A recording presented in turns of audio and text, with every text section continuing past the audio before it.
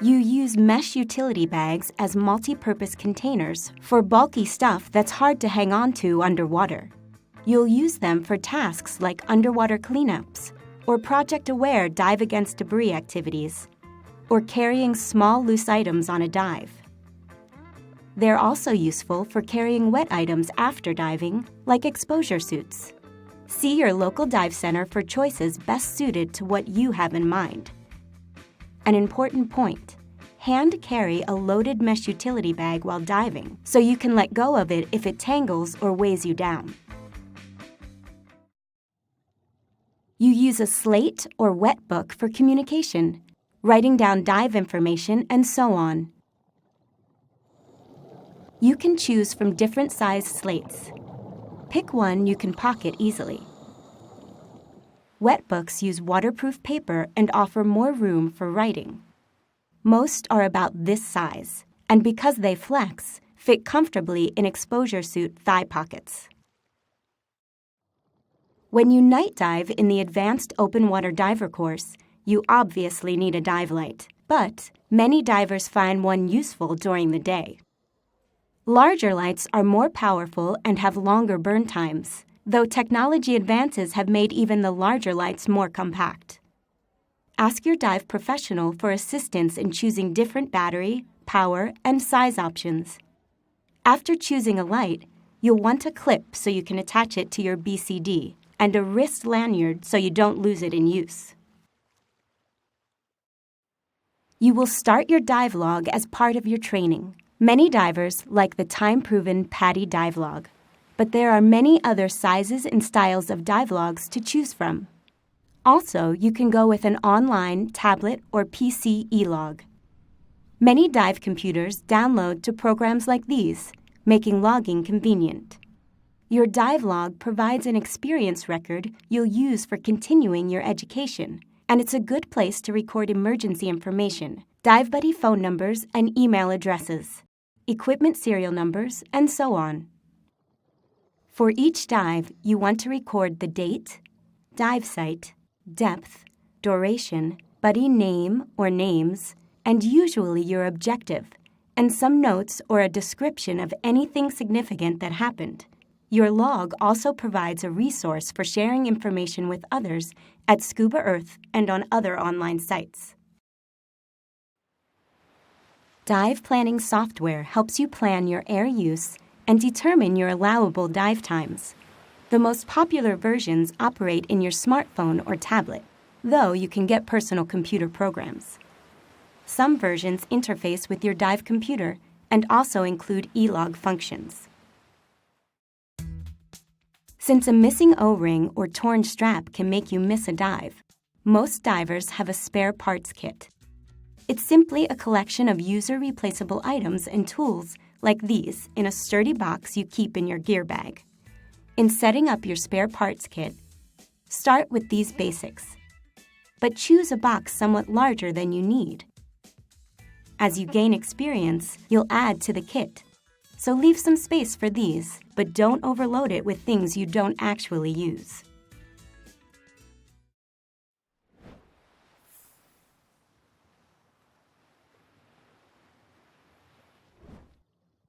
You dive relaxed, but like any sport, diving can be physically strenuous, such as when walking in your gear, swimming in a current, or when responding to an emergency.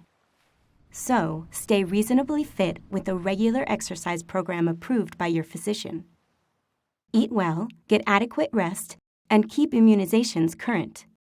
It's also a good idea to have a physical examination regularly. Like any physical activity, diver stresses put demands on your heart and cardiovascular system. This can happen lifting and carrying gear due to heat stress from wearing exposure suits in the sun, and so on. These factors can cause heart attacks in predisposed individuals, and they can be issues for other cardiovascular conditions. If you have or may have increased cardiovascular risk, be sure to discuss it with your physician. Never use alcohol or tobacco prior to diving. If you drink, use moderation the night before diving.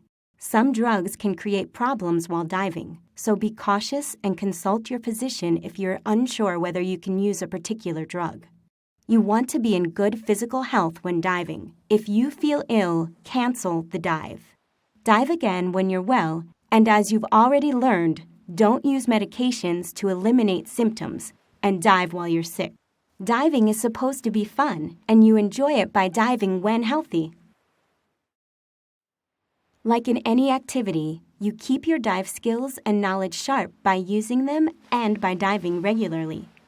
If you can't get to open water, practice in a pool with a buddy.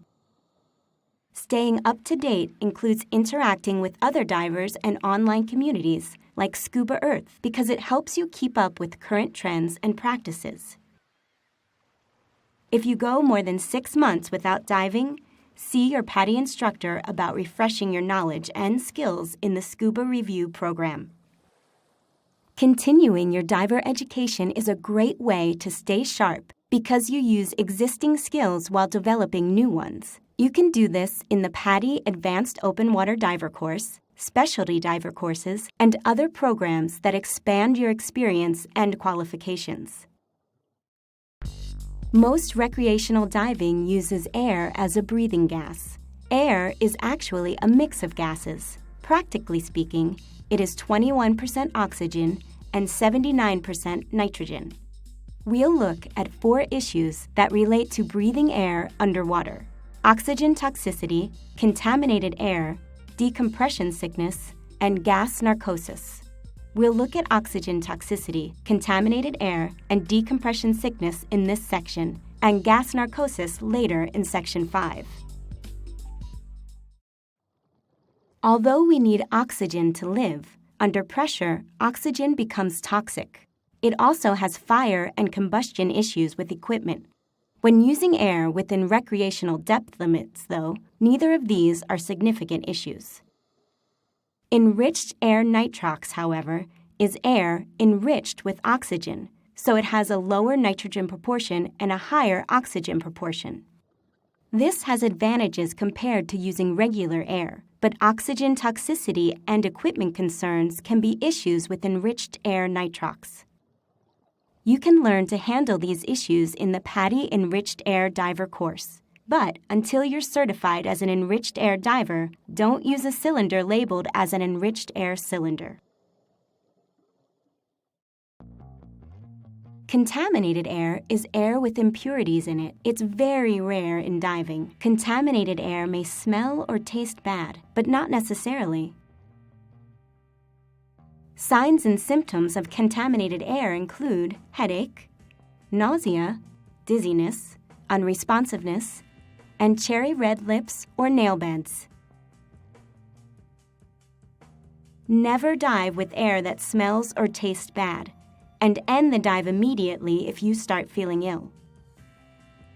Have a diver who may have breathed contaminated air breathe fresh air and provide oxygen if available.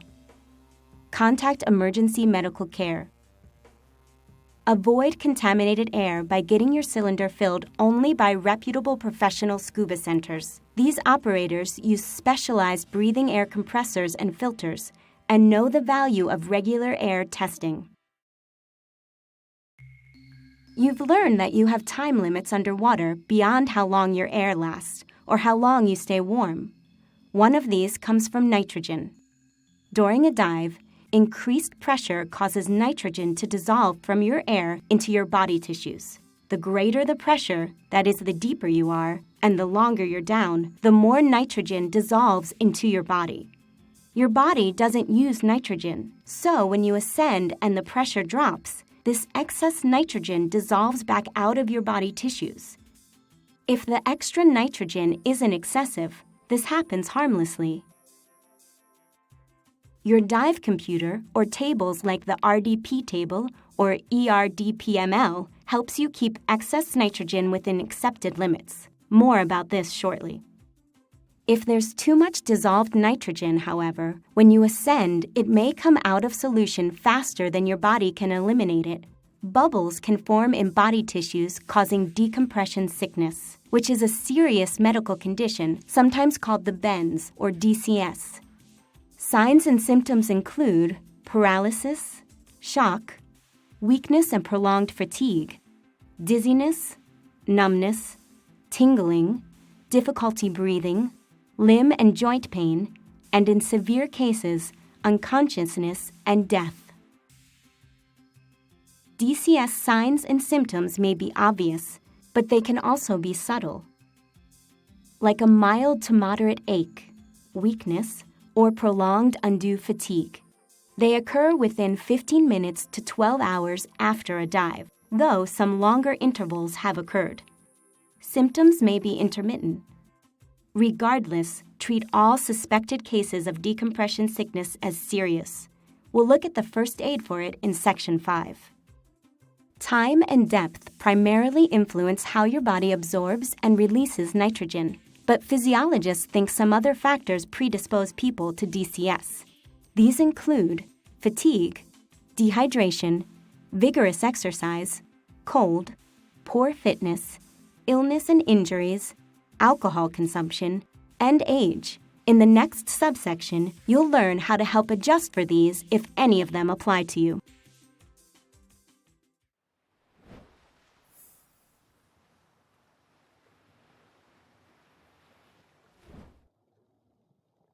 To keep the risk of decompression sickness very low, we need to keep excess nitrogen levels within accepted limits. But there's no way to measure the actual nitrogen dissolving into our bodies, so we use dive computers and dive tables. Dive computers and dive tables apply a mathematical model to estimate the changes in body nitrogen before, during, and after a dive. Based on the outcomes of thousands of dives, decompression models are highly reliable for the vast majority of people, most of the time. But they don't assess anything actually going on in your body, and they don't know if any predisposing factors apply to you. Because people vary in their susceptibility to decompression sickness, no dive computer or dive table can guarantee that decompression sickness will never occur, even though you dive within its limits. As a diver, you must accept that some risk of DCS remains. To help reduce and manage the remaining risk, the key is to always dive well within dive computer or table limits. And be a safe diver. Slowly ascend from every dive, no faster than 18 meters or 60 feet per minute, or slower as specified by your computer.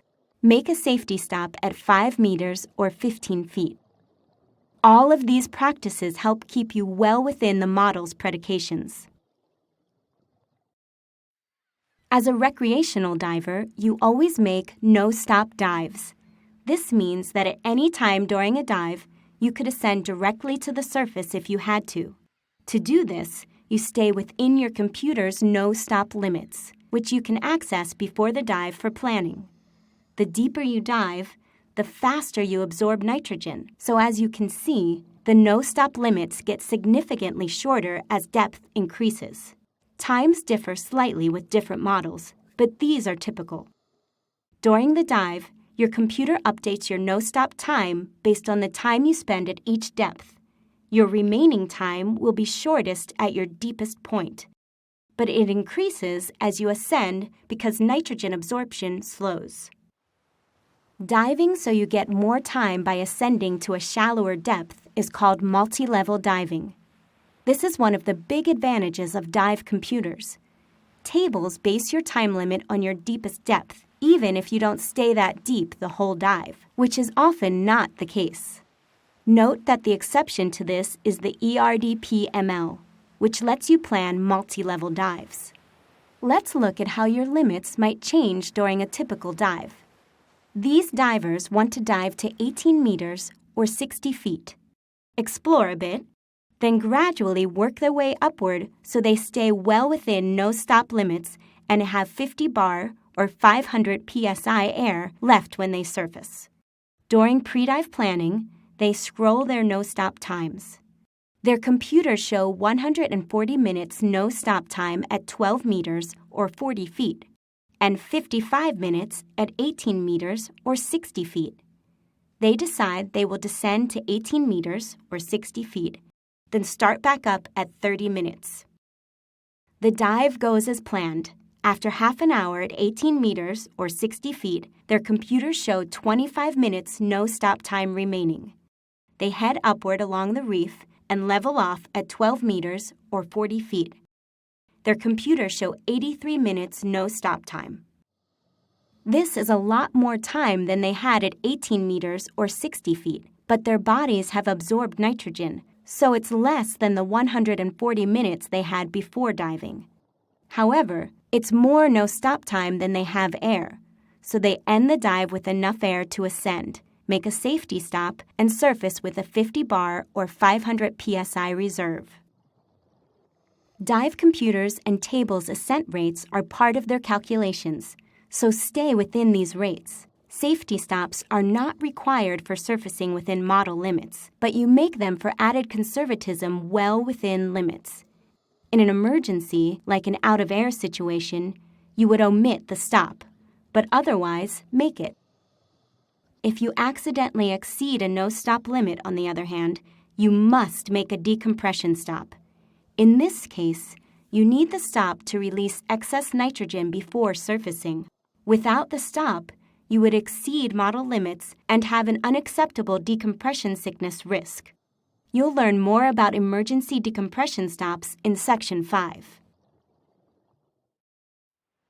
After a dive, your no-stop times are shorter than before the dive. This is because your body still has excess nitrogen from the previous dive. We call the nitrogen from a previous dive residual nitrogen, and a dive made while you still have residual nitrogen, a repetitive dive. When you make a repetitive dive, your no-stop limits are shorter because you already have nitrogen in your body. Your computer must account for this residual nitrogen as well as what dissolves into your body on the repetitive dive. You have to wait several hours without diving, usually 12 or more, before body nitrogen levels return to normal. After that, a dive isn't considered a repetitive dive. Although you still have nitrogen in your body after a dive, during a surface interval between dives, the nitrogen levels decline. As a result, the longer the surface interval, the more no-stop time you have on a repetitive dive. Your computer calculates your theoretical nitrogen levels continuously, so it is important that you use the same computer for all dives throughout the day. It remembers your residual nitrogen, so don't share or trade computers, and don't turn it off. Most models won't let you anyway. If you don't dive with the same computer continuously, it can't accurately calculate theoretical nitrogen. Diving without using the same computer for all dives greatly increases your risk of decompression sickness. And follow any additional manufacturer recommendations regarding the use of a computer for repetitive diving. Before using your dive computer, read the manufacturer literature completely. Dive computers vary in their features and layout, but as a minimum, virtually all tell you your no-stop limits before a dive. While underwater, you can read your depth, elapsed time, and your no-stop time remaining. An ascent rate indicator guides your ascent speed, and emergency decompression information comes up if you accidentally exceed a no-stop limit. Between dives, you can read your surface interval time and recall previous dive information. When you're ready to plan your dive, you activate it by pressing a button or touching contacts like this. With your buddy, agree on a maximum depth and time based on the scrolled no-stop limits. Remember that repetitive dives have shorter no-stop limits, and that shallower dives and multi-level dives have longer ones. Plan a maximum time and your air use limits. You often have far more no-stop time than your air will last. You turn the dive based on whichever limit you or your buddy reaches first: time, air supply turn point, or remaining no-stop time. You may want to note these on a slate to reference during the dive. There are 6 guidelines to follow while diving with your computer. 1. Dive the plan. Don't go deeper or stay longer than planned just because your computer will let you. 2. Stay well within computer limits. Never let your remaining no-stop time get close to 0. 3. Follow the most conservative computer, yours or your buddy's. 4. Watch your SPG and manage your air supply. 5. When you can, start at the deepest point and progress shallower. When making more than one dive, make the deepest dive first. This gives the most no-stop time and is considered a conservative diving practice. And 6. Ascend slowly within your computer's ascent rate and make a safety stop. Dive computer failure is very rare. Most self-check and confirm adequate battery power when activated. If one fails during a dive, however, you have 2 options. The first is to ascend, make a safety stop, and end the dive. By diving well within limits, you should be within acceptable theoretical nitrogen limits. If you have 2 computers and have been diving with both of them, your second option is to continue the dive with the working computer.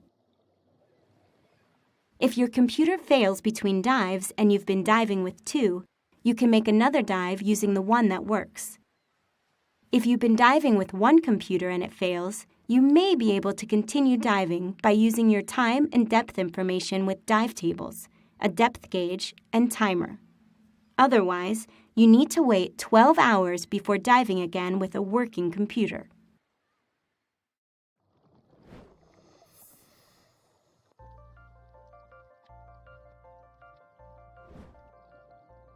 Divers are not a significant threat to the underwater world, but it's important that we apply environmentally friendly dive techniques.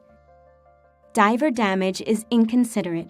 Other divers want to see the natural beauty and cultural heritage you see.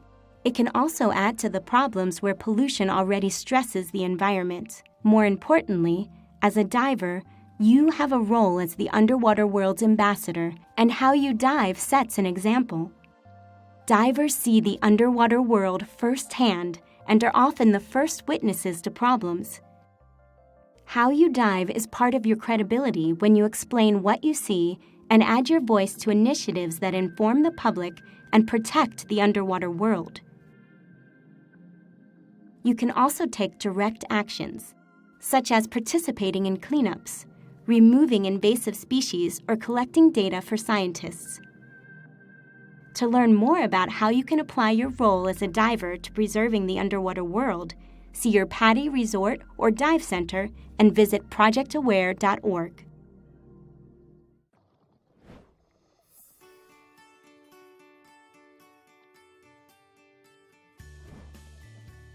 A skill you'll learn is how to put on your scuba kit at the surface. This is a common part of small boat entries, but you may do this from almost any size vessel, from docks and other situations. With your equipment fully assembled, go through your pre-dive safety check, even though you're not wearing it. Make sure it will float. You may need to put your weights in after you get into it. If you're not using a weight-integrated BCD, you'll put your weights on after you have your dive kit on. Don't enter the water without a BCD while wearing your scuba weight system. When ready, put your gear in the water, on a line if you won't get in right away, or your buddy can hand it to you after you enter. Enter using a suitable technique, like the controlled seated entry. For this entry, sit like this and put both hands on the deck, like this. Pivot onto your hands and lower yourself in, like this.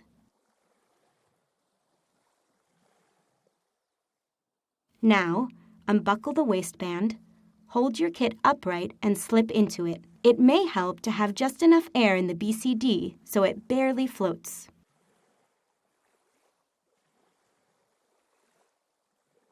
Another technique is to sit on your rig, like this. Stick your arms in and then slip forward so it rides up into place. After it's on, secure and adjust the harness. Then put on your weight system if it was too heavy to put on before. Once your buddy's in his kit, finish the F step, final check of the pre-dive safety check to be sure all straps are secure and that you didn't accidentally trap any hoses. You can also use the controlled seated entry while wearing scuba. Partially inflate your BCD and breathe from your regulator as you would on any entry. Be sure the bottom of your cylinder has cleared the platform edge before you lower yourself into the water. You may have to help a buddy who's tired or who has a cramp or other problem that makes swimming difficult. First, be sure you're both buoyant. Use the cylinder valve tow for short distance tows, like this. For longer distances, the tired diver push lets you see where you're going. Put the diver's feet on your shoulders and your hands on his knees, like this, and swim at a slow, steady pace. This skill combines your neutral buoyancy skill with descending, swimming and ascending just as you will in open water. You'll pretend that the bottom, or an area, is fragile, like coral, and avoid contact with it. When ready, make a 5-point descent with your buddy using a line or other references as a visual reference only. Control your descent by controlling your buoyancy so that you stop and achieve neutral buoyancy about 1 to 1.2 meters or 3 to 4 feet above the bottom. Then, control your buoyancy and swim without touching the bottom. Control your movements, not just your buoyancy. Learn to only make contact with something when you intend to. Return to the reference line and make a 5-point ascent using it as a visual reference only, again without touching the bottom. If you lost your mask and couldn't recover it, you'd have to end the dive without it. The no-mask swim lets you practice this. Remove your mask and make buddy contact. Keep your eyes open if you can, but close them if you're wearing contacts. Swim at least 15 meters or 50 feet, equalizing your ears and controlling your buoyancy with your buddy assisting. Concentrate on breathing through your mouth. If you get a little water in your nose, exhale through it. After completing the swim, replace and clear your mask. In Section 3, you learn that you can breathe from a free-flowing regulator. To simulate a free flow, you or your instructor will depress the purge button. Remember to hold the mouthpiece against your lips, like this. Don't seal your mouth on it, but you can insert one side if it helps. Let the excess air escape as you sip the air you need from the flow.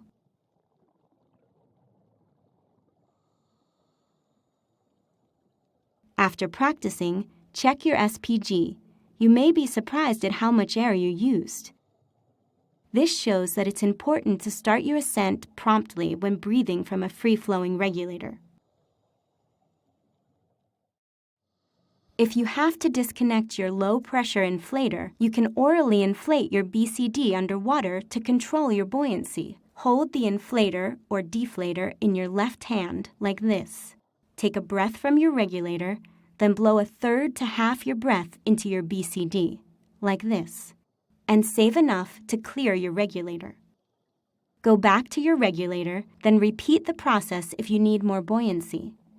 Don't forget, blow bubbles when the regulator's out of your mouth. After establishing neutral buoyancy, hover for 60 seconds using breath control and making small adjustments as needed.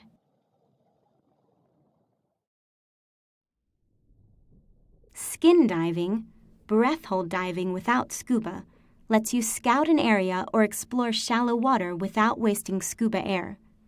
You can also skin dive where scuba diving isn't available.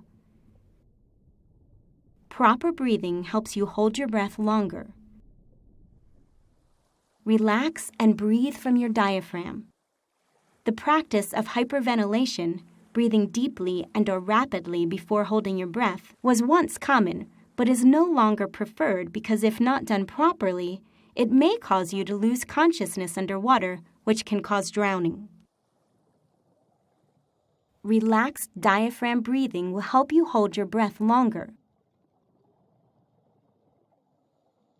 When you return to the surface after a breath hold dive, breathe normally from your diaphragm. A strong exhalation after surfacing from a long breath hold can cause you to become faint.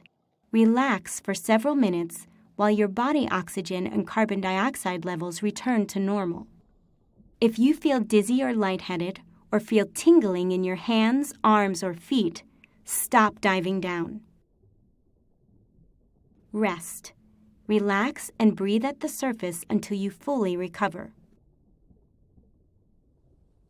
Use a head-first surface dive, sometimes called a duck dive, to get underwater quickly. Swim forward, breathing relaxed from your diaphragm. Then hold a breath and bend forward, like this. See how you lift your legs as straight and high as you can? Their weight pushes you down efficiently. Swim downward, equalizing as you've already learned. Relax and explore. With practice, you may be surprised how long you can stay on one breath. Notice that your buddy stays up while you're down. Take turns, one up, one down. That way, if someone needs help, the buddy comes down to assist with a fresh breath. When you feel the urge to breathe, look up, reach up, and turn so you can see as you come up. While looking up, exhale as you go through the last meter or few feet of water. Keep exhaling as you roll forward to a swimming position, and your snorkel should be nearly clear of water. If not, use the blast method you learned earlier. Some divers prefer the blast method in any case. Sometimes you take your kit off in the water to exit. Inflate your BCD, then remove and hand up your weights. Switch to your snorkel, then release your harness and slip out of your rig. It may help to only inflate the BCD enough for your rig to float. Keep all your other gear in place. Then hand up your kit or tie it to a line. If you're exiting without a ladder, like onto a small boat or low dock, push up with your arms and kick to raise yourself. Twist into a seated position like this. Or lower yourself onto your chest and roll over like this. Once out, lift your kit from the water.